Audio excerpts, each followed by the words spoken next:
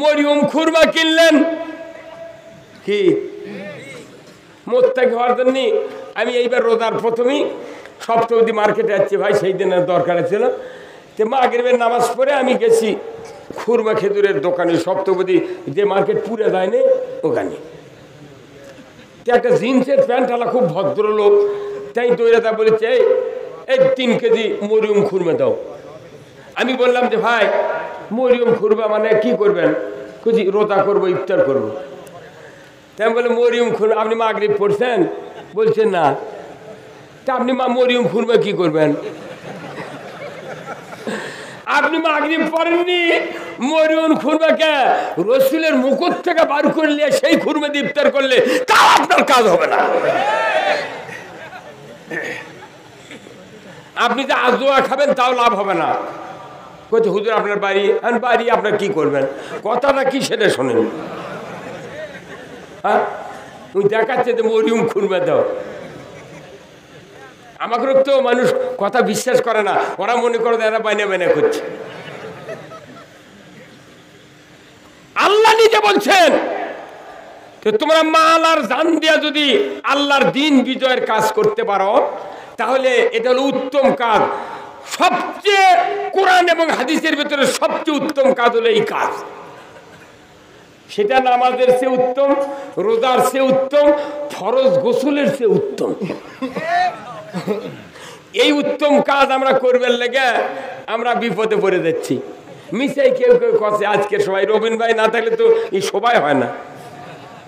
করছে আছে বিতর্কিত। কি বিতর্কিত? আমি কোনটি লিখে করছি? আমি কোনটি লিখে করেছি? ভাত দেন না এই কথা বল। এইগুলি ফুটি কেন? দেশকে চালাবি চালাক। আমি আওয়ামী লীগও কিছু কব না, যে কে দেশ চালাবি চালান। বরঞ্চ যে রাস্তা হচ্ছে বাংলাদেশে, শেখ হাসিনা ভালো মানুষ দেখে আমাকে ঠোসে কথা কোন দেখা। তার কারণ ভোট সেন্টারে আপনারা যান না, আবার পাইলে সুযোগ পাইলে রাত্রে গাইলেন। সেই মানুষটা যে রাস্তা করেছে, আমার মতো লোক যদি সরকার হতো আর ইনকে যদি গাইল আর ভোট সেন্টার আপনারা না গেলে নিনি, ভেকু দিয়ে রাস্তা উল্টে শ্যালো দিয়ে পানি বেঁধে দিয়েছেন। কি কথা কন? আজকে আমি শাকপালা থেকে বার হয়ে রেলগেটের যে ফ্লাইওভার আছে ভাই, বগুড়ার মধ্যে এত বড় ফ্লাইওভার নেই। যখন চড়েছি গাড়ি নিয়ে মনে হচ্ছে কি রে, মানে উড়িয়ে যাচ্ছি। সব ভালো, কিন্তু আমরা তো কিচ্ছু বলি না। আমরা বলি যে কয়েকটা দল বাংলাদেশ শাসন করে, 6 দফা আর 18 দফা 19 দফা, কথা ঠিক কিনা? যে কয়টা দফা দিয়ে দেশ চালায় আলহামদুলিল্লাহ চালান, তারই সাথে কোরআনের 4 দফা। কয় দফা? কোরআনের 4 দফা। 18-র সাথে 4 যোগ করেন, 19-এর সাথে 4, 6-এর সাথে 4, আপনি যোগ করে দেশ চালান। 500 বছরে আমরা ভোটের দাঁড়াবো না। এই কথা কন। আমরা পিএস দিয়ে পান্তাকা শুয়ে থাকবো, আজরাইল আলেগে দাঁড়াবো। হ্যাঁ কথা কন। কিন্তু মিশাই আমাকে কথা কবার দিবে না দেখে ওই মিশাই থানা ইটিউটি থেকে বলে ভোটিবার করে। মিশে মিশে কোনোদিন পুলিশ আমাকে বলেনি যে ভাই হুজুর সভা করা যাবে না, কিন্তু হয়তো 2 গ্রুপের মধ্যে গোলমাল লেগে করছে, স্যার ওটি সভা করলে কোনো গোলমাল হবে, তখন ওরা এসে বেকারে বন্ধ করে দেয়। কথা ঠিক কিনা? আমাকে এখনো কোনোদিন কেউ বলেনি যে সভা করা হবে না, কি কোনো টেনশনই নেই। বরং আমাকে পাহারা দিয়ে দেয়, সভা করে লেছে অনেক জায়গা। আজকের এই কোরআনের মাহফিল দেখে রবিন ভাই আপনার কলজা ভরে যায়নি? 10 লাখ টাকা খরচ করলে এতগুলো মানুষ জানে পারবেন? কি কথা কন? এই গাবতলির সব দানাদার লোক এখানে আছে। এখানে যে লোকগুলো আছে, এক একটা লোকের সাথে কমপক্ষে 9টা করে ভোট আছে। এই কয়জন লোক যে দিক সিয়ার সেই দিক। হ্যাঁ কথা কন। ওই সময় ছিল জান্নাতের টিকিট রসুল নিজে দিয়েছেন 10 জন মানুষকে, টিকিট যার জান্নাত তার। এই কথা কন না কেন?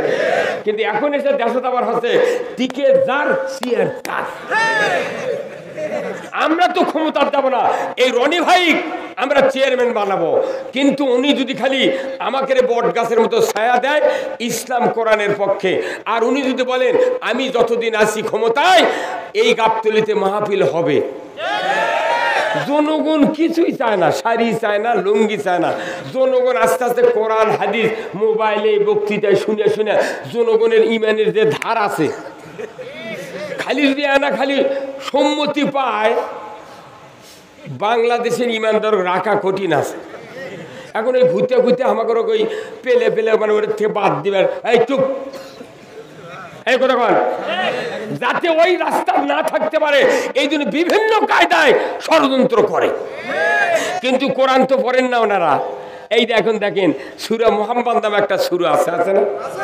সূরা কি সূরা সেটা? মুহাম্মদ। আল্লাহ তাআলা বলছেন আল্লাযীনা কাফারু ওয়া সাদ্দু আন সাবিলিল্লাহ আ'দাল্লা আমালাহুম। আল্লাহ বলছেন যারা অবিশ্বাসী, কোরআন কায়েম করতে হবে এটা অবিশ্বাস করে, সুদ হারাম অবিশ্বাস করে, পর্দা ফরজ অবিশ্বাস করে, অন্যায় অপকর্ম হারাম এটা অবিশ্বাস করে, চোরের হাত কাটা এটা অবিশ্বাস করে, বিভিন্ন আইনগুলো আছে এইগুলি যারা অবিশ্বাস করে, আমার আল্লাহ বলছেন তারা যদি নেক আমল করতে করতে যদি পাহাড় পরিমাণ করে কিন্তু লোকদেরকে আল্লাহর পথ থেকে বিরত রাখার চেষ্টা করে, আমি আল্লাহ বলে দিচ্ছি তাদের নেক আমল সব ধ্বংস করে দেব আমি আল্লাহ। লাভটা কি? এই ইসলামের বিরুদ্ধে ষড়যন্ত্র করে লাভ কি? অতএব আপনারা যারা চেয়ারে আছেন আপনারাই থাকেন, আমরা পেছনে থাকবো, আপনাদেরকে আরশের নিচে জায়গা দেবেন কে? সিয়াসাত্তার 6টা কিতাব আছে, 6টা কিতাব আমরা পড়ে দেখেছি, প্রত্যেকটা কিতাবে একটা হাদিস আছে, একই হাদিস 6 কিতাবে। সেটা হলো কি, যে কিয়ামতের দিন আরশের নিচে যারা ন্যায়পরায়ণ শাসক হবে তাদেরকে আল্লাহ 1 নম্বরে জায়গা দিবে। কি বক্তার নাম নাই, সাইদির নামও নাই, পীরের নাম নাই, ওই জামিল মাদ্রাসার মোহতামিমের নাম নাই, যুক্তিবাদীর নাম নাই, বজলুর নাম নাই, তারেক মুনের নাম, কারু নাম নেই। নাম আছে কার? যারা ন্যায়পরায়ণ শাসক হবে তাদেরকে আরশের নিচে আল্লাহ জায়গা দেবে। তাদের কি কর্মকাণ্ডগুলো জিজ্ঞাসা করা হবে না, তুমি ন্যায় কায়েমের ন্যায় শাসক ছিলে, তুমি আরশের নিচে জায়গা দাও। আল্লাহু আকবার। এই ভাই সহ যে সরকার ন্যায়পরায়ণ শাসক কোরআন দিয়ে দেশ চালাবে, যতগুলি ভোটার, যতগুলি পুলিশ বাহিনী, যতগুলি সাংবাদিক, যতগুলি ভোটার, যতগুলি মানুষ ওই সরকারকে ক্ষমতায় রাখার জন্য চেষ্টা করবে, ততগুলি মানুষ সহ আরশের নিচে আল্লাহ তাআলা তাদেরকে জায়গা দেবে। আল্লাহর আরশের ছায়া পৃথিবীর আসমান জমিনের ছায়ার চেয়ে কোটি কোটি গুণ বড় আল্লাহর আরশ। আমার ভাইয়েরা, এই মুত্তাকি হতে গেলে আপনাকে রোজা করে ট্রেনিং দিলেন, হারামকে হারাম বলেছেন কোরআনে, আর হালালকে হারাম বানিয়ে আমাদেরকে ট্রেনিং দেওয়াছেন। ভাত হালাল, স্ত্রী হালাল, পানি হালাল, শবে সাদেক থেকে সূর্যাস্ত পর্যন্ত টাচ করার কোনো অধিকার নাই। জোরে বলুন ঠিক কিনা? হালালকে হারাম করে দিল আল্লাহ, আমরা এত করে মানলাম। দুনিয়ার কোন রাজা বাদশা যদি বলে তোমার কলিজা ফেটে যাচ্ছে পিপাসায়, তুমি 1 গ্লাস পানি পান করো, লক্ষ টাকা দিলেও ইমানদার রোজাদার কোনোদিন পানি পান করতাম না। হালালকে হারাম করে দিয়ে ট্রেনিং দেওয়ার মানে কি? আল্লাহর আইন মানার ট্রেনিং। যদি করেন আল্লাহু আকবার। এটা কার আইন? তাহলে সবটা আইন এইভাবে মানা লাগবে। রোজা করে হারামকে হালাল করে দিল, হালালও হারাম করলো। কি সুন্দর করে আপনি খাইলেন না? যে লোকটা বিড়ি খায়, সিগারেট খায়, সারাদিন কিচ্ছু খায়নি, ইফতার করে 3-4টা শলা পকেট দিয়ে পাঞ্জাবি হোক, শার্ট হোক, কান্দের উপর ফেলে দিয়ে ওই খাচ্ছে আর জুম্মা বিলে দিচ্ছি। প্রথম ধরাতে গেলে গ্যাস লাইট দিয়ে পারি, পরে 3 দেখাতে রাস্তার মধ্যে ওর গোয়ার আগুন দিয়ে। এই কথা কোন টাকা ইমতটা কি জীবনে হবি? আর এই বিড়ি খাওয়া যদি বাদ দিতাম তাহলে বিড়ির ফ্যাক্টরি আলা কি কোটিপতি হলো হনি? হ্যাঁ, আল্লাহ রসুল নিজে বলছেন যারা স্মোকিং ম্যান হবে তারা কবরে আমাকে চিনতে পারবে না। যখন বলা হবে মান হাজার রাজুল, ওই পুরুষটিকে, তখন বলবে হাই হাতাল আদরি, চিনি না ওই নেতাকে। তখন ফেরেশতারা কবি তুই নেতা চিনিস না? রাস্তাতে তখন যাচ্ছিল, আকাশমণি গাছের সাথে বড় বড় পোস্টাল ছিল, এক কানির ৩-৪ জনের মাথা, মধ্যে ছিল বড় মাথা। তুই ৩ কানির ওই এক কানির ৩ মাথা দেখে তুই বুঝতে পারছো এই বড় মাথা কোন গ্রুপের। তুই নেতাক তো ভালো চিনিছিল, আর আসল নেতাক তুই চিনিস নি, কথা দেখ কিনা? আমিয়া হাসির খোরাক নয়।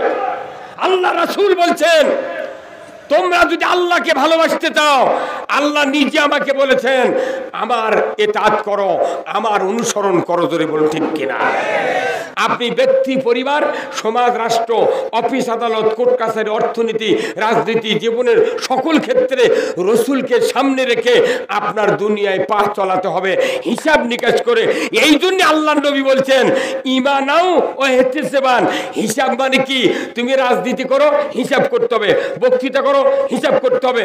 ব্যবসা করো, হিসাব করতে হবে। বক্তৃতা করো, হিসাব করতে হবে। ইমামতি করো, হিসাব করতে হবে। তুমি কি করবে হিসাব করতে হবে। নবীর সাথে তোমার হিসাবের মিল হতে হবে। আল্লাহর মতের সাথে, রসুলের মতের সাথে যার মতের মিল হবে না, ই যদি জিবরাইলও জানাজা করে, ই বেহেশত পাবে না। গোল্ডেন পেনের সিগনেচার